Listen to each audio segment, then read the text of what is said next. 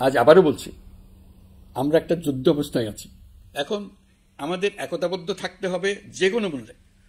পরাজিত শক্তি এবং তাদের সহযোগীরা ওত পেতে বসে আছে আমাদের ছোবল মারার জন্য, আমাদের অগ্রযাত্রাকে রুখে দেওয়ার জন্য। আমরা তাদের কিছুতেই এই সুযোগ দেব না। আসুন আমরা আমাদের সম্মিলিত প্রচেষ্টায় প্রিয় মাতৃভূমির স্বাধীনতা, সার্বভৌমত্ব, আঞ্চলিক অখণ্ডতা ও জাতীয় মর্যাদার বিরুদ্ধে যে কোনো আঘাত প্রতিহত করার উদ্দেশ্যে প্রতিরোধের ঐক্যবদ্ধ সুদৃঢ় প্রাচীর গড়ে তুলি। আপনারা জানেন, ঐতিহাসিক অভ্যুত্থানের পর এই সরকার যখন দায়িত্ব গ্রহণ করে তখন দেশের অর্থনৈতিক অবস্থা ছিল ভয়াবহ। ভয়ঙ্করভাবে যুদ্ধবিধ্বস্ত দেশের অর্থনীতিও এতটা খারাপ থাকে না যতটা খারাপ করে দিয়েছে 16 বছরের লাগামহীন লুটপাটতন্ত্র। আশার বিষয় হচ্ছে, শুধু ব্যাংক নয়, প্রত্যেকটি আর্থিক প্রতিষ্ঠান এখন ঘুরে দাঁড়িয়েছে। জনগণের আমানত এখন নিরাপদ। অর্থনীতির অধিকাংশ সূচক ইতিবাচক ধারায় ফিরে এসছে। আমাদের অর্থনীতির ইতিবাচক ধারা বিদেশি বিনিয়োগকারীদেরকেও আকৃষ্ট করছে। বৈদেশিক মুদ্রার রিজার্ভ শূন্যে নেমে যাওয়ার ভয়ে পতিত সরকার বিদেশি ব্যবসায়ীদের আয় নিজ দেশে নিতে দিচ্ছিল না। আমরা সেটা নিরসন করেছি। বৈদেশিক মুদ্রার রিজার্ভকে ইতিবাচক অবস্থায় নিয়ে আসতে পেরেছি। এই অর্থ বছরে আমরা চেষ্টা করেছি এমন একটি বাজেট দিতে যা সত্যিকার অর্থে জনকল্যাণমুখী হয়। দেশের ইতিহাসে প্রথমবারের মতো একটি বাজেট তার আগের বছরের চেয়ে ছোট হয়েছে। প্রবৃত্তি কেন্দ্রিক ধারণা থেকে সরে এসে আমরা চেষ্টা করেছি সামগ্রিক উন্নয়নের ধারণায় জোর দিতে। এই বাজেট প্রথাগত ভৌত অবকাঠামো তৈরির খতিয়ান নয়। এই বাজেটে প্রাধান্য দেওয়া হয়েছে মানুষকে। নজরদারি বৃদ্ধির ফলে রপ্তানি আয় বেড়েছে। অর্থনীতির দুঃসময়ে আমাদের প্রবাসী ভাই বোনেরা রেমিটেন্স যোদ্ধা হিসেবে এগিয়ে এসছেন, যার ফলে রেমিটেন্স প্রবাহ উল্লেখযোগ্যভাবে বৃদ্ধি পেয়েছে। আমি জাতির পক্ষ থেকে সকল রেমিটেন্স যোদ্ধাকে কৃতজ্ঞতা জানাচ্ছি। স্বৈরাচারী সরকারের পতনের পর অর্থ পাচার রোধে কঠিন পদক্ষেপ নিয়েছে অন্তর্বর্তী সরকার। এছাড়া পুরনো আমদানির দায় পরিশোধ হওয়ায় বৈদেশিক মুদ্রার রিজার্ভের উপরও চাপও কমেছে। রাজস্ব আদায় বাড়ানোর জন্য পূর্ব ঘোষণা অনুযায়ী জাতীয় রাজস্ব বোর্ড এনবিআর ভেঙে অর্থ মন্ত্রণালয়ের অধীনে রাজস্ব নীতি বিভাগ এবং রাজস্ব ব্যবস্থাপনা বিভাগ নামে দুটি স্বতন্ত্র বিভাগ প্রতিষ্ঠা করা হয়েছে। এটি একটি বড় কাঠামোগত সংস্কার। এই সিদ্ধান্তের ফলে বিশাল আকারের দুর্নীতি কমবে, রাজস্ব ব্যবস্থার দক্ষতা বাড়বে, স্বার্থের দ্বন্দ্ব কমবে এবং রাজস্ব আহরণের আওতা সম্প্রসারিত হবে। অর্থনীতি সহ বিগত মাসগুলোতে সরকারের প্রত্যেকটি মন্ত্রণালয় ছোট বড় বহু সংস্কারের উদ্যোগ নিয়েছে। মোট 54টি মন্ত্রণালয়ে 1000-এর উপরে সংস্কার ও উন্নয়ন সংক্রান্ত পদক্ষেপ নেওয়া হয়েছে। এর পাশাপাশি আমরা যে সংস্কার কমিশন করেছিলাম তাদের সুপারিশের মধ্য থেকে আশু করণীয় সুপারিশগুলো দ্রুত বাস্তবায়নের জন্য মন্ত্রণালয়গুলো কাজ করে যাচ্ছে। মে মাস পর্যন্ত বিভিন্ন সংস্কার কমিশন থেকে প্রাপ্ত সুপারিশের ভিত্তিতে 54টি মন্ত্রণালয়ে 129টি সুপারিশ বাস্তবায়ন করা হয়েছে। এই সকল সংস্কার কাজের মধ্যে কয়েকটি চুম্বক অংশ আজ আপনাদের সামনে তুলে ধরতে চাই। আইন ও বিচার বিভাগ মোট 33টি গুরুত্বপূর্ণ সুপারিশ ইতিমধ্যে বাস্তবায়ন করেছে। এর মধ্যে উল্লেখযোগ্য হল ইন্টারন্যাশনাল ক্রাইমস ট্রাইব্যুনাল অ্যাক্ট 1973 সংশোধন ও পুনর্গঠন করে আইনটি আন্তর্জাতিক মানের সাথে সামঞ্জস্যপূর্ণ করা। বিচার বিভাগীয় সংস্কার কমিশনের প্রস্তাব অনুযায়ী সুপ্রিম কোর্ট বিচারক নিয়োগ অধ্যাদেশ 2025 প্রণয়ন ও জারি করা হয়েছে। এর অধীনে প্রথমবারের মতো বাংলাদেশের ইতিহাসে গণবিজ্ঞপ্তির মাধ্যমে সুপ্রিম কোর্টে বিচারক নিয়োগের সুযোগ তৈরি হয়েছে। দেওয়ানি কার্যবিধির সংশোধন করা হয়েছে, যার ফলে এখন বাদীকে আর দিনের পর দিন সশরীরে আদালতে যেতে হবে না। এক একটি দেওয়ানি মামলা নিষ্পত্তি হতে আগে যত সময় লাগত, এই সংশোধনীর ফলে সময়সীমা অর্ধেকে কমিয়ে আনা সম্ভব হবে বলে আমরা মনে করছি। দেশের 1000-এর বেশি অবকাঠামো এবং প্রতিষ্ঠানের নাম পলাতক প্রধানমন্ত্রীর বাবা, মা, ভাই, বোন, আত্মীয় স্বজনের নামে প্রতিষ্ঠিত করা হয়েছিল। তার মধ্যে ছিল সেনানিবাস, বিমান ঘাঁটি, নৌবাহিনীর জাহাজ, মেগা সেতু, সড়ক, স্থাপনা, স্কুল, কলেজ, বিশ্ববিদ্যালয়, হাসপাতাল, গবেষণা কেন্দ্র, আরো বহু কিছু। এগুলো সব নাম পরিবর্তন করা হয়েছে। নারী ও শিশু নির্যাতন দমন আইন সংশোধন করা হয়েছে। প্রবাসী ভাই বোনদের অনেক দিনের দাবির পরিপ্রেক্ষিতে পাওয়ার অব অ্যাটর্নি বিধিমালা সংশোধন করা হয়েছে। এখন পুরনো পাসপোর্টে নো ভিসা রিকোয়ার্ড স্টিকার থাকলে কিংবা জন্মসনদ থাকলে বিদেশ থেকে পাওয়ার অব অ্যাটর্নি সম্পাদন করতে পারবে। আগামী 2 মাসের মধ্যে আইনগত সহায়তা কার্যক্রম ব্যাপকভাবে বিস্তার করা হবে। বছরে এখন গড়ে 35,000 মামলা নিষ্পত্তি হয়। আমাদের লক্ষ্য এটিকে 2 লক্ষ মামলায় উন্নতি করা। মামলা দায়েরের 48 ঘন্টার মধ্যেই যাদের বিরুদ্ধে মামলার কোনো ভিত্তি নেই তাদের বাদ দেওয়ার ব্যবস্থা করা হচ্ছে। আমরা সর্বোচ্চ চেষ্টা করেছি দেশের মানুষকে লুটপাট তন্ত্র থেকে বের করে আনতে।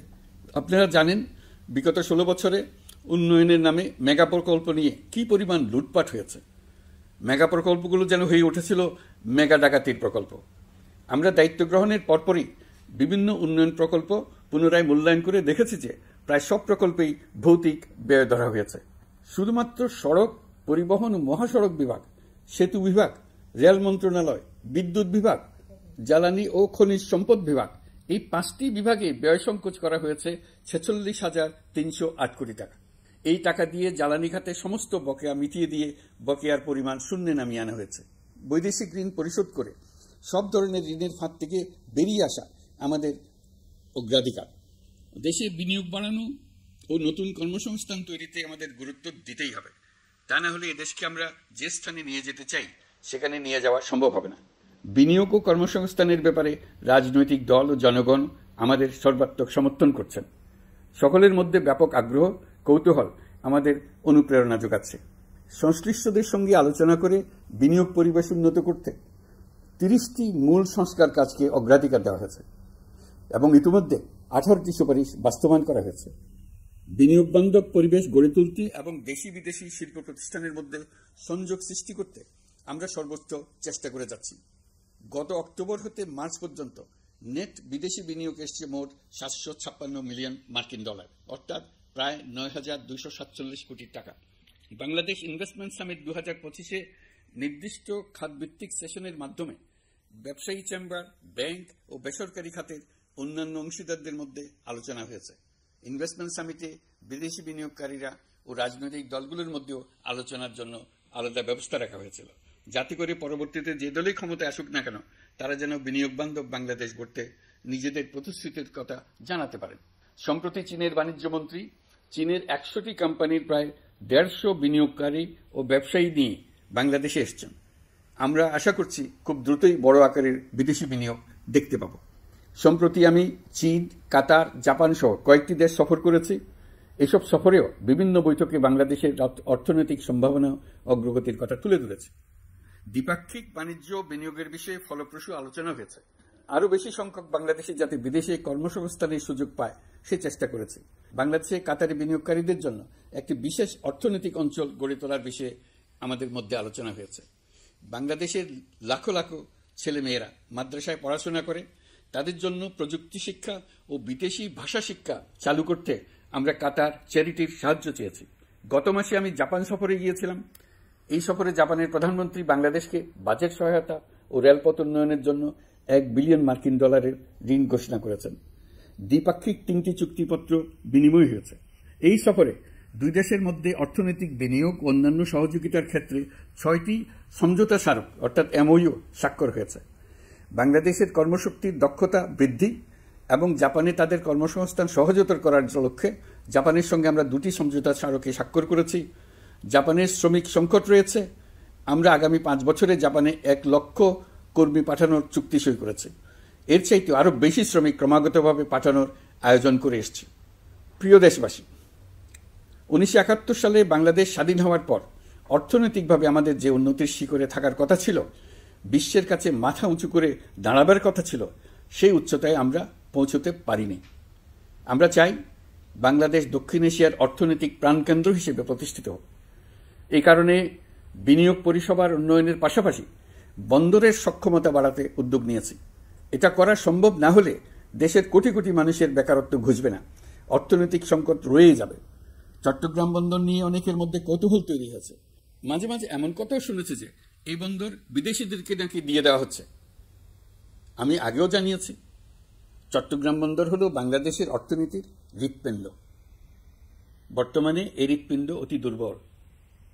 এখন যে অবস্থায় আছে সেই অবস্থায় তাকে রেখে দিলে আমাদের অর্থনীতিকে সামনে এগিয়ে নিয়ে যাওয়া সম্ভব হবে না। এই হৃৎপিণ্ডকে বড় করতে হবে, মজবুত করতে হবে, সুঠাম করতে হবে। তা করতে হলে বহু উদ্যোগ গ্রহণ করতে হবে। অভিজ্ঞদের সাহায্য লাগবে। আমরা যাদের সঙ্গে যোগাযোগ করেছি তারা বন্দর ব্যবস্থাপনায় বিশ্বের সেরা, সবচেয়ে অভিজ্ঞ। তারা ইউরোপ, কানাডা, অস্ট্রেলিয়া, চীন, দক্ষিণ কোরিয়া, ভারত, পাকিস্তান, তুরস্ক, মধ্যপ্রাচ্য ও আফ্রিকা সহ বিশ্বজুড়ে বন্দর পরিচালনা করে। তাদের কাজ বন্দর ব্যবস্থাপনা। আমাদের লক্ষ্য হলো বন্দর ব্যবস্থাপনার কাজ যত তাড়াতাড়ি সম্ভব তাদের কাছ থেকে শিখে নেওয়া। আমি গ্যারান্টি দিয়ে বলতে পারি, যদি 31 সালের মধ্যে আমরা বন্দরের কাজ শিখে ফেলি, এর পরবর্তী 5 বছরে অর্থাৎ 36 সালের মধ্যে পৃথিবীর যত দেশে যত বন্দর এই কোম্পানিগুলো চালায় তাদের বহু বন্দর এই বাংলাদেশিরাই পরিচালনা করবে। আপনারা যে বন্দরেই পা দেবেন দেখবেন সেখানে বাংলাদেশিরা আছেন। বহু লোকের কর্মসংস্থান হবে, বহু লোকের উপরে ওঠার সুযোগ হবে। তাদের নিজেদের প্রয়োজনেই তারা আমাদের চাকরি দেবে। আগে যে কোনো জাহাজে চড়লে দেখতাম জাহাজের নাবিক চট্টগ্রামের কিংবা সিলেটের। বন্দরের কাজ একবার শিখে নিতে পারলে ভবিষ্যতে আমরা যে বন্দরে যাব না কেন দেখব সেখানে চট্টগ্রাম, নোয়াখালী, সিলেট আর বরিশালের লোক, বাংলাদেশের লোক। আমাদের বন্দর যদি আধুনিক হয় তা শুধু বাংলাদেশের অর্থনীতিতেই ভূমিকা রাখবে না, বরং আমরা নেপাল, ভুটান সহ পার্শ্ববর্তী সকল দেশের অর্থনীতিতে ইতিবাচক ভূমিকা রাখতে সক্ষম হব। এই বন্দরই হবে অঞ্চলের অর্থনীতির সমৃদ্ধির চাবিকাঠি। কুমিরা থেকে টেকনাফ পর্যন্ত নানা বন্দরের কর্মচাঞ্চল্যে সমগ্র উপকূল অঞ্চল দক্ষিণ এশিয়ার একটি গুরুত্বপূর্ণ অর্থনৈতিক প্রাণকেন্দ্র হিসেবে প্রতিষ্ঠিত হবে। এই পুরো অঞ্চলে অনেকগুলো শিল্পাঞ্চল গড়ে উঠবে শুধু সমুদ্রের সান্নিধ্য এবং তার ব্যবহারের দক্ষতার কারণে। তার সঙ্গে গড়ে উঠবে আরেকটি নতুন শিল্প, আধুনিক পদ্ধতিতে সমুদ্রে মাছ পালন, আহরণ ও প্রক্রিয়াজাতকরণের শিল্প। এটি আরেকটি নতুন জগৎ সৃষ্টি করবে। এই ব্যাপারে আমরা আমাদের বন্ধু দেশগুলোর সঙ্গে আলোচনা শুরু করেছি এবং তারা উৎসাহ সহকারে সাড়া দিয়েছেন। বন্দর ব্যবস্থাপনার জন্য আমরা যাদেরকে আনছি তারা পৃথিবীর যেসব দেশে কাজ করে সেসব কোনো দেশেরই সার্বভৌমত্ব, জাতীয় নিরাপত্তা হুমকির মুখে পড়েনি। আমি দেশবাসীর প্রতি আহ্বান জানাই, আপনারা নিজেদেরকে ভিত্তিহীন বিরোধিতা এবং অপপ্রচারের শিকার হতে দেবেন না। অন্তর্বর্তীকালীন সরকারের বন্দর ব্যবস্থাপনার উদ্যোগে আপনাদের দৃঢ় সমর্থন অব্যাহত রাখুন। যারা বিরোধিতা করছে তাদের প্রতিহত করুন। আপনারা জানেন আমাদের দেশে এখন 12 লক্ষ রোহিঙ্গা বসবাস করছে। প্রায় 1 লাখ রোহিঙ্গা এসছে 2023 সাল থেকে 2024 সালের সেপ্টেম্বর সময়কালে, যখন রাখাইন রাজ্যে ব্যাপক যুদ্ধাবস্থা বিরাজ করছিল। সেখানে চলমান সংঘাত ও মানবিক পরিস্থিতির কারণে এখনও অনেকে আসতে চেষ্টা করছেন। রোহিঙ্গাদের বাংলাদেশে আসা বন্ধ করতে এবং যারা ইতিমধ্যে বাংলাদেশে অবস্থান করছেন তাদের প্রত্যাবাসনের জন্য আমরা উদ্যোগ নিয়েছি। আমরা যখন দায়িত্ব গ্রহণ করেছিলাম তখন রোহিঙ্গা ইস্যুটিকে প্রায় মৃত অবস্থায় পেয়েছিলাম। আন্তর্জাতিক এজেন্ডা থেকে ইস্যুটি ঝরে পড়েছিল। সেই অবস্থা থেকে আমরা ইস্যুটিকে বিশ্ববাসীর দৃষ্টির সম্মুখভাবে নিয়ে আসতে পেরেছি। আমি গত বছর সেপ্টেম্বর মাসে জাতিসংঘ সাধারণ পরিষদে রোহিঙ্গা বিষয়ক একটি আন্তর্জাতিক সম্মেলন অনুষ্ঠানের আহ্বান জানিয়েছিলাম। আপনারা জেনে খুশি হবেন, জাতিসংঘের সকল সদস্য রাষ্ট্র এই বিষয়ে একমত হয়েছেন এবং তারা একটি উচ্চ পর্যায়ের আন্তর্জাতিক সম্মেলন আয়োজনের সিদ্ধান্ত নিয়েছে। এই বছর সেপ্টেম্বর মাসে যুক্তরাষ্ট্রের নিউ ইয়র্কে এই সম্মেলনটি অনুষ্ঠিত হবে। একই সাথে রোহিঙ্গাদের প্রত্যাবাসনের জন্য আমরা আন্তর্জাতিক জনমত গঠন করতে পেরেছি। গত মার্চ মাসে বাংলাদেশ সফরে এসে জাতিসংঘের মহাসচিব অ্যান্তোনিও গুতেরেস পরিষ্কারভাবে ঘোষণা করেছেন যে মিয়ানমারের প্রত্যাবাসনই রোহিঙ্গা সমস্যার একমাত্র সমাধান। প্রত্যাবাসনের বিষয়ে আরেকটি বড় অগ্রগতি হচ্ছে মিয়ানমার সরকার কর্তৃক প্রত্যাবাসনযোগ্য রোহিঙ্গাদের সর্বপ্রথম তালিকা ঘোষণা। গত এপ্রিল মাসে ব্যাংককে বিমস্টেক সম্মেলনের সাইডলাইনে আলোচনার সময় মিয়ানমার সরকার প্রথমবারের মতো 1,80,000 রোহিঙ্গা প্রত্যাবাসনযোগ্য বলে ঘোষণা করেছে। রোহিঙ্গাদের প্রত্যাবাসনে ও আমাদের সীমান্তের নিরাপত্তা নিশ্চিত করতে মিয়ানমারের সরকার সহ সেখানকার বিদ্রোহী গোষ্ঠীর সাথে আনুষ্ঠানিক ও অনানুষ্ঠানিক যোগাযোগ রাখা হচ্ছে। আমরা যত দেশেই সফর করেছি সব দেশেই রোহিঙ্গা সংকট মোকাবেলায় রাষ্ট্রীয় নেতা ও সরকারের প্রতিনিধিদের সঙ্গে আলোচনা করেছি, তাদের সহযোগিতা চেয়েছে। তারাও ইতিবাচকভাবে আমাদের আহ্বানে সাড়া দিয়েছেন। জাতিসংঘের মহাসচিব গত মার্চ মাসে ঢাকা সফরকালে রাখাইন রাজ্যে মানবিক বিপর্যয়ের মোকাবেলার জন্য একটি ত্রাণ চ্যানেলের প্রস্তাব করেছিলেন। তিনি বলেছিলেন এই প্রস্তাবটি রোহিঙ্গাদের প্রত্যাবাসনে সহায়ক হবে। বিষয়টি প্রস্তাব পর্যায়ে রয়ে গেছে। আমরা লক্ষ্য করেছি রাখাইনের জন্য বাংলাদেশ করিডোর দিয়ে দিয়েছে বলে একটা অপপ্রচার চালানো হচ্ছে। আমি সুস্পষ্টভাবে বলছি, এটা সর্বৈব মিথ্যা। এটা চিলে কান নিয়ে যাওয়ার গল্প। যারা অসত্য কল্পকাহিনী বানিয়ে বাংলাদেশের মানুষকে ক্রমাগত বিভ্রান্ত করে অশান্তি সৃষ্টিতে নিয়োজিত, এটা তাদেরই শিল্পকর্ম। আপনারা এ বিষয়ে হুঁশিয়ার থাকবেন, কোনোভাবেই বিভ্রান্ত হবেন না। এসব অপপ্রচার সত্ত্বেও আমরা লক্ষ্যচ্যুত হব না। এই জটিল সমস্যাটি সমাধানে আমাদের কাজ চালিয়ে যাব। প্রিয় দেশবাসী, আগামী মাসে জুলাই গণ অভ্যুত্থানের বছর পূর্ণ হবে। যাদের আত্মত্যাগের কারণে এই অভ্যুত্থান সম্ভব হলো, আমরা তাদেরকে এবং তাদের পরিবারকে প্রতি মুহূর্তে আমাদের দৃষ্টিতে রেখেছি। তাদের জন্য নানা কর্মসূচি আমরা বাস্তবায়ন করে চলেছি। এখন পর্যন্ত 834টি শহীদ পরিবারের মধ্যে 630টি শহীদ পরিবারকে 10 লক্ষ টাকা করে 63 কোটি টাকার সঞ্চয়পত্রের জন্য ব্যাংক চেক দেওয়া হয়েছে। অবশিষ্ট যারা আছেন তাদের ওয়ারিশ নির্ধারণ সংক্রান্ত বিষয়গুলি নিষ্পত্তি সাপেক্ষে সঞ্চয়পত্র দেওয়া হবে। এর পাশাপাশি গণ অভ্যুত্থানে আহত প্রায় 12,500 জনকে 106 কোটি টাকা দেওয়া হয়েছে। গণ অভ্যুত্থানে আহতদের মধ্যে সরকারি বেসরকারি বিভিন্ন হাসপাতালে এ পর্যন্ত 15,393 জন চিকিৎসা গ্রহণ করেছেন। স্বাস্থ্যসেবা বিভাগের মাধ্যমে 40 জন আর মুক্তিযুদ্ধ বিষয়ক মন্ত্রণালয়ের মাধ্যমে 11 জনকে উন্নত চিকিৎসার জন্য সিঙ্গাপুর, থাইল্যান্ড ও রাশিয়া পাঠানো হয়েছে। তাদের চিকিৎসা বাবদ এই পর্যন্ত সরকার 61 কোটি টাকা ব্যয় করেছে এবং এই ব্যয় অব্যাহত আছে। আরও 28 জন জুলাই যোদ্ধাকে উন্নত চিকিৎসার জন্য সিঙ্গাপুর, থাইল্যান্ড ও তুরস্কে পাঠানোর প্রক্রিয়া চলছে। এখন পর্যন্ত বিভিন্ন হাসপাতালে চিকিৎসাধীনদের যুক্তরাজ্য, যুক্তরাষ্ট্র, ফ্রান্স, সিঙ্গাপুর, থাইল্যান্ড, চীন, মালয়েশিয়া ও নেপাল থেকে 26 জন বিশেষজ্ঞ চিকিৎসক এসে বিনামূল্যে চিকিৎসা দিয়েছেন। এই চিকিৎসকবৃন্দ শুধু যাতায়াত খরচ গ্রহণ করেছেন, এর বেশি কিছু তারা গ্রহণ করতে চান নাই। আমরা তাদের প্রতি কৃতজ্ঞ। এই পর্যন্ত শহীদ পরিবারগুলোকে সঞ্চয়পত্র প্রদান, আহত ব্যক্তিদের চিকিৎসা ও চেক প্রদান বাবদ সরকার মোট 285 কোটি টাকা ব্যয় করেছে।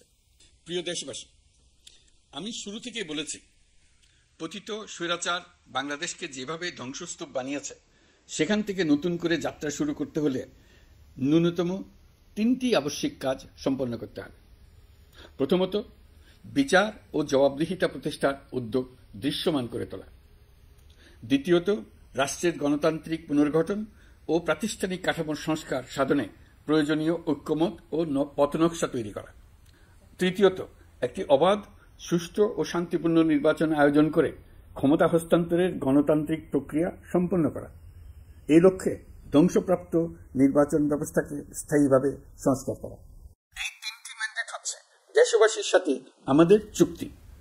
24-এর শহীদের রক্তে ভেজা এই চুক্তি আপনাদের সার্বিক সমর্থন, আস্থা ও সহযোগিতা নিয়ে এবং পতিত শক্তি ও তার দোসরদের সৃষ্ট সকল বাধা বিপত্তিকে পরাভূত করে আমরা সম্মিলিতভাবে বাস্তবায়ন করতে সক্ষম হব বলে আমার দৃঢ় বিশ্বাস।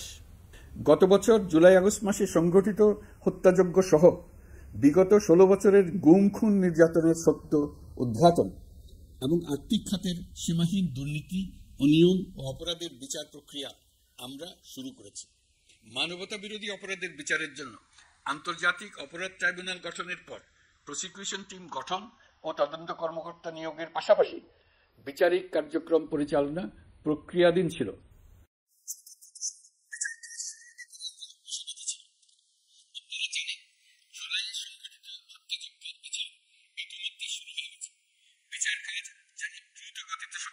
সেজন্য সরকারের পক্ষ থেকে যত রকম সহযোগিতা প্রয়োজন আমরা তা দিচ্ছি।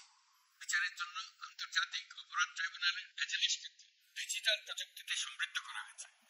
ইতিহাসে প্রথমবারের মতো কোনো বিচার পর্ব আদালতের অনুমতিক্রমে সরাসরি কিংবা রেকর্ডকৃত পদ্ধতিতে গণমাধ্যমে প্রচারিত হচ্ছে। আমরা বিশ্বাস করি এতে করে বিচার বিভাগের প্রতি মানুষের আস্থা বাড়বে, বিচার নিয়ে অপপ্রচার বন্ধ হবে। প্রসিকিউশন বলছে, বিগত সরকার পতনের পর তাদের আজ্ঞাবহ ব্যক্তিরা বিভিন্ন গুরুত্বপূর্ণ সাক্ষ্য প্রমাণ বিনষ্ট করার চেষ্টা করেছে। থানা, হাসপাতাল সহ গুরুত্বপূর্ণ স্থানের দলিলপত্র পুড়িয়ে বা লুকিয়ে নষ্ট করার চেষ্টা করা হয়েছে। বিভিন্ন অপরাধমূলক স্থাপনার আকার, আকৃতি, দেয়াল ইত্যাদি ভেঙে এবং বিকৃত করে প্রমাণ লুকানোর চেষ্টা করা হয়েছে। বিভিন্ন ডিজিটাল এভিডেন্স যেমন ভিডিও, অডিও, ইন্টারনেট ডেটা, যেগুলো ডিলিট বা ধ্বংস করার চেষ্টা করা হয়েছে, তদন্ত কর্মকর্তারা সর্বাধুনিক প্রযুক্তি ব্যবহার করে সেগুলো রিকভার এবং রেস্টোর করার কাজ করছেন। এই কাজে আমরা দেশবাসীর কাছেও সহযোগিতা কামনা করছি। স্বৈরাচারী সরকারের আমলে গত 16 বছরে রাজনৈতিক ভিন্নমত দমনের জন্য বিপুল সংখ্যক মানুষকে গুম করা হয়েছিল। এই মানুষগুলোকে এমন সব বন্দিশালায় আটকে রাখা হয়েছিল যাদের কোনোটির আয়তন ছিল মাত্র 3 ফিট বাই 3 ফিট। গুমের ঘটনা তদন্ত ও এই ভয়াবহ অপরাধের সঙ্গে যারা জড়িত তাদের বিচারের জন্য একটি স্বাধীন গুম সংক্রান্ত কমিশন নিরলসভাবে কাজ করে যাচ্ছে। তারা গুমের এমন রোমহর্ষক ঘটনা আবিষ্কার করেছে যা নিষ্ঠুরতার চূড়ান্ত সীমা ছাড়িয়ে গেছে। মানুষকে পেট কেটে সিমেন্টের বস্তা ঢুকিয়ে নদীতে ডুবিয়ে দেওয়া হতো, ইনজেকশন দিয়ে অজ্ঞান করে জ্বলন্ত ইটভাটায় নিক্ষেপ করা হতো, ট্রেন ও গাড়ির নিচে ছুঁড়ে ফেলা হতো। কমিশন এখন পর্যন্ত 2টি অন্তর্বর্তীকালীন প্রতিবেদন জমা দিয়েছে। তারা এখনও প্রতিনিয়ত নতুন অভিযোগ পাচ্ছে।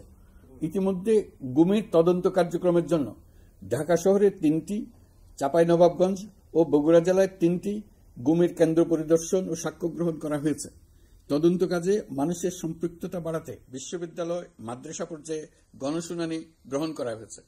মোট 8 শতাধিক শিক্ষার্থী, শিক্ষক, সাধারণ মানুষ গণশুনানিতে অংশ নিয়েছেন।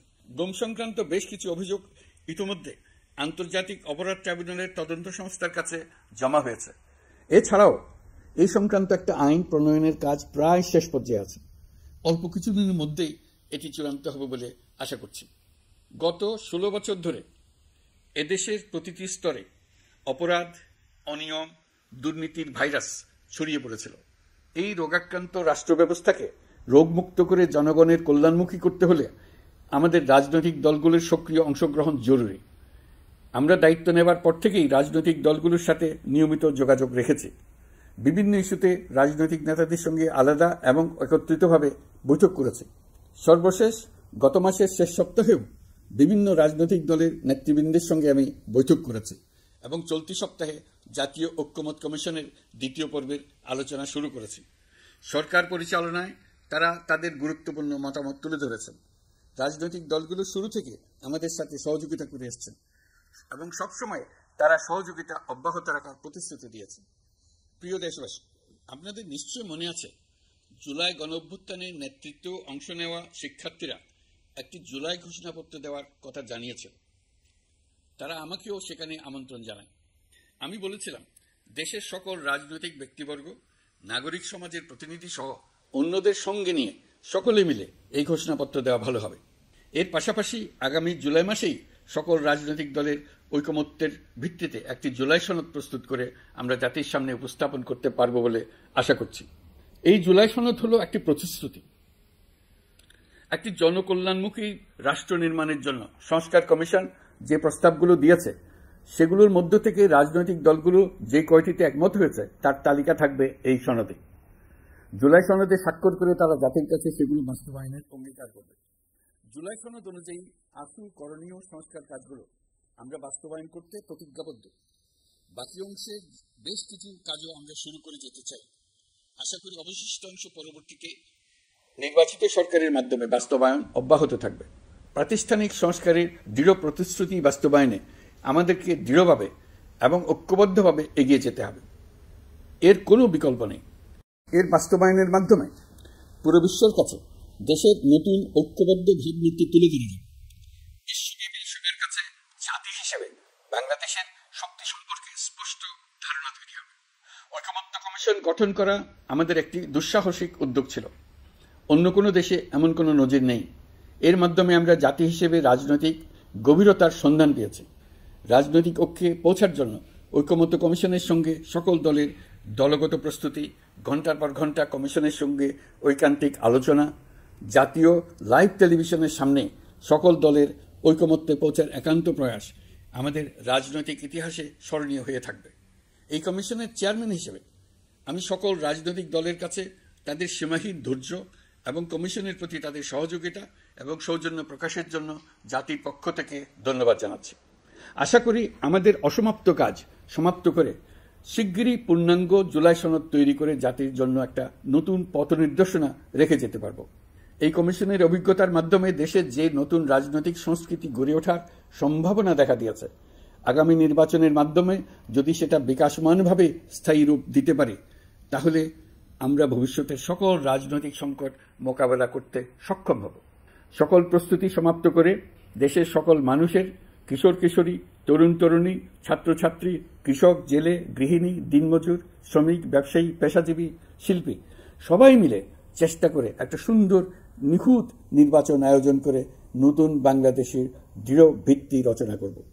প্রিয় দেশবাসী, আমি জানি আগামী জাতীয় নির্বাচন কখন হবে সে বিষয়ে সিদ্ধান্ত জানার জন্য রাজনৈতিক দল ও জনগণের মধ্যে বিপুল আগ্রহ রয়েছে। আমি বারবার বলেছি, এই নির্বাচন ডিসেম্বর থেকে আগামী বছরের জুনের মধ্যে অনুষ্ঠিত হবে। এই সময়ের মধ্যে দেশের নির্বাচন উপযোগী পরিবেশ সৃষ্টির জন্য যা যা করা দরকার সরকার তাই করছে। এখানে মনে রাখা জরুরি, বাংলাদেশ স্বাধীনতার পর থেকে যতবার গভীর সংকটে নিমজ্জিত হয়েছে তার সবগুলোরই প্রধান কারণ ছিল ত্রুটিপূর্ণ নির্বাচন। ত্রুটিপূর্ণ নির্বাচন প্রক্রিয়ায় বারবার ক্ষমতা কক্ষিগত করার মধ্য দিয়ে একটি রাজনৈতিক দল বর্বর ফ্যাসিস্টে পরিণত হয়েছিল। এই ধরনের নির্বাচন যারা আয়োজন করে তারা জাতির কাছে অপরাধী হিসেবে চিহ্নিত হয়ে যায়। এমন নির্বাচনের মধ্য দিয়ে যে দল ক্ষমতায় আসে তারাও জনগণের কাছে ঘৃণিত হয়ে থাকে। এই সরকারের একটি বড় দায়িত্ব হল একটি পরিচ্ছন্ন, উৎসবমুখর, শান্তিপূর্ণ, বিপুলভাবে অংশগ্রহণের পরিবেশে একটি নির্বাচন অনুষ্ঠান করা, এমন একটি নির্বাচন আয়োজন করা যাতে করে দেশ ভবিষ্যতে নতুন সংকটে না পড়ে। এই জন্য সবচেয়ে বেশি গুরুত্বপূর্ণ হল প্রাতিষ্ঠানিক সংস্কার। যেই প্রতিষ্ঠানগুলো নির্বাচনের সঙ্গে সরাসরি জড়িত সেগুলোতে যদি সুশাসন নিশ্চিত করা না যায় তাহলে ছাত্র জনতার সকল আত্মত্যাগ বিফলে যাবে। সংস্কার, বিচার, নির্বাচন এই তিনটি ম্যান্ডেটের ভিত্তিতে আমরা দায়িত্ব গ্রহণ করেছিলাম। সেই বিবেচনায় আগামী রোজার ঈদের মধ্যে সংস্কার ও বিচারের বিষয়ে আমরা একটি গ্রহণযোগ্য জায়গায় পৌঁছতে পারব বলে বিশ্বাস করি। বিশেষ করে মানবতা বিরোধী অপরাধের বিচার, যা কিনা জুলাই গণ অভ্যুত্থানের শহীদদের প্রতি আমাদের সম্মিলিত দায়, সেই বিষয়ে আমরা দৃশ্যমান অগ্রগতি দেখতে পারব। এতে আমাদের উপর আপনাদের অর্পিত ম্যান্ডেট ন্যূনতম হলেও বাস্তবায়ন করে যেতে পারব। সেই বিবেচনায় ও ইতিহাসে সবচেয়ে অবাধ, সুষ্ঠু, প্রতিদ্বন্দ্বিতামূলক ও গ্রহণযোগ্য নির্বাচন আয়োজনের জন্য সকল পক্ষের সঙ্গে আমরা আলোচনা করেছি। পাশাপাশি বিচার, সংস্কার ও নির্বাচন সংক্রান্ত চলমান সংস্কার কার্যক্রম পর্যালোচনা করে আমি আজ দেশবাসীর কাছে ঘোষণা করছি যে আগামী জাতীয় নির্বাচন 2026 সালের এপ্রিলের প্রথমার্ধের যে কোনো একটি দিনে অনুষ্ঠিত হবে। এই ঘোষণার ভিত্তিতে নির্বাচন কমিশন উপযুক্ত সময়ে আপনাদের কাছে নির্বাচনের বিস্তারিত রোডম্যাপ প্রদান করবে। আমরা এমন নির্বাচন চাই যা দেখে অভ্যুত্থানের শহীদদের আত্মা তৃপ্তি পাবে, তাদের আত্মা শান্তি পাবে। আমরা চাই আগামী নির্বাচনে সবচেয়ে বেশি ভোটার, সবচেয়ে বেশি প্রার্থী ও দল অংশ নিক। এটা সবচেয়ে অবাধ, সুষ্ঠু ও নিরপেক্ষ নির্বাচন হিসেবে জাতির কাছে স্মরণীয় হয়ে থাকুক। 1.5 যুগ পরে দেশের সত্যিকারের একটি জনপ্রতিনিধিত্বশীল সংসদ গঠিত হবে। বিপুল তরুণ গোষ্ঠী এবার জীবনে প্রথম ভোট দেওয়ার সুযোগ পাবে। এসব লক্ষ্যে প্রয়োজনীয় সকল পদক্ষেপ নেওয়ার জন্য আমরা জাতির কাছে অঙ্গীকারবদ্ধ। আমি দেশবাসীর প্রতি আহ্বান জানাই, আপনারা সকল রাজনৈতিক দল এবং আপনাদের এলাকার প্রার্থীদের কাছ থেকে সুনির্দিষ্ট অঙ্গীকার আদায় করে নেবেন, যেন আগামী সংসদের প্রথম অধিবেশনেই যেসব সংস্কারের প্রশ্নে ঐকমত্য অর্জিত হয়েছে তা কোনো প্রকার কাটাছেঁড়া ছাড়াই যেন তারা অনুমোদন করেন। আপনারা ওয়াদা আদায় করে নেবেন যে তারা বাংলাদেশের স্বাধীনতা, সার্বভৌমত্ব, আঞ্চলিক অখণ্ডতা এবং জাতীয় মর্যাদার প্রশ্নে কখনো কোনো প্রকার আপোষ করবেন না এবং দেশের বাইরের কোনো শক্তির কাছে দেশের স্বার্থ বিকিয়ে দেবেন না। আপনারা তাদের কাছে সুনির্দিষ্ট প্রতিশ্রুতি আদায় করে নেবেন এই মর্মে যে তারা কখনোই কোনো অবস্থাতেই আপনাদের গণতান্ত্রিক অধিকার ও মানবিক মর্যাদা ক্ষুণ্ণ করবেন না। আপনারা তাদের কাছে অঙ্গীকার আদায় করে নেবেন যে তারা সম্পূর্ণ সততা ও স্বচ্ছতার সাথে দেশ পরিচালনা করবেন এবং সকল প্রকার দুর্নীতি, দলীয়করণ, টেন্ডারবাজি, সিন্ডিকেটবাজি, চাঁদাবাজি, সন্ত্রাসী কর্মকাণ্ড ইত্যাদি গণবিরোধী কাজ থেকে নিজেদেরকে সম্পূর্ণভাবে মুক্ত রাখবেন। আমি আপনাদের আবারও স্মরণ করিয়ে দিতে চাই যে এবারের নির্বাচন শুধু শান্তিপূর্ণ নির্বাচন করার বিষয় নয়, এটা ছাত্র জনতার অভ্যুত্থানের আকাঙ্ক্ষা, নতুন বাংলাদেশ গড়ার নির্বাচন। এই নির্বাচনে পরিচিত দলগুলিই থাকবে, তাদের পরিচিত মার্কাগুলিই থাকবে, কিন্তু ভোটারকে বের করে আনতে হবে যে এই মার্কার পেছনে আপনার কাছে ভোট প্রার্থীরা কে কতটুকু নতুন বাংলাদেশ গড়ার জন্য প্রস্তুত, কে কতটা প্রতিজ্ঞাবদ্ধ। আমরা যারা এই নির্বাচনে ভোটার হব তারা অত্যন্ত সৌভাগ্যবান এবং সৌভাগ্যবতী। আমরা একটা অনন্য ঐতিহাসিক ভূমিকা পালনের সুযোগ ও দায়িত্ব পাচ্ছি। আমরা জাতির নতুন যাত্রাপথ তৈরি করে দেওয়ার দায়িত্ব পাচ্ছি। আমরা নতুন রাজনৈতিক সংস্কৃতি সৃষ্টির মহান সুযোগটা পাচ্ছি। আমাদের সুচিন্তিত ভোটের মাধ্যমেই নতুন বাংলাদেশ নির্মিত হবে। শহীদদের রক্তদান সার্থক হবে। আশা করি বিষয়টা নিয়ে চিন্তা ভাবনা করেই সবাই ভোট কেন্দ্রে যাব এবং দৃঢ়প্রত্যয়ে ভোট দেব। এখন থেকে ভাবনা চিন্তা শুরু করুন, আলোচনা শুরু করুন। এখন থেকে আপনাদের ভোটের গুরুত্বটা বুঝে নিন। আপনার এবারের ভোটের গুরুত্ব ঐতিহাসিক মানদণ্ডে দেখা হবে। প্রিয় দেশবাসী, আমাদের সবসময় মনে রাখতে হবে, পতিত ফ্যাসিবাদ ও তার দেশি বিদেশি দোসররা নতুন বাংলাদেশ গড়ার সম্মিলিত প্রচেষ্টাকে পদে পদে বাধাগ্রস্ত করার চেষ্টা চালিয়ে যাচ্ছে। তারা নানামুখী অপপ্রচারে লিপ্ত। তারা সবসময় চাইবে জুলাই অভ্যুত্থানের মাধ্যমে তৈরি হওয়া জাতীয় ঐক্যের শক্তিকে পরাভূত করতে, গণতান্ত্রিক আকাঙ্ক্ষা বাস্তবায়নের প্রচেষ্টাকে লাইনচ্যুত করতে এবং বাংলাদেশকে পুনরায় করায়ত্ত করতে। আমি আগেও বলেছি, আজ আবারও বলছি, আমরা একটা যুদ্ধ অবস্থায় আছি। এখন আমাদের একতাবদ্ধ থাকতে হবে যে কোনো মূল্যে। পরাজিত শক্তি এবং তাদের সহযোগীরা ওত পেতে বসে আছে আমাদের ছোবল মারার জন্য, আমাদের অগ্রযাত্রাকে রুখে দেওয়ার জন্য। আমরা তাদের কিছুতেই এই সুযোগ দেব না। আসুন আমরা আমাদের সম্মিলিত প্রচেষ্টায় প্রিয় মাতৃভূমির স্বাধীনতা, সার্বভৌমত্ব, আঞ্চলিক অখণ্ডতা ও জাতীয় মর্যাদার বিরুদ্ধে যে কোনো আঘাত প্রতিহত করার উদ্দেশ্যে প্রতিরোধের ঐক্যবদ্ধ সুদৃঢ় প্রাচীর গড়ে তুলি।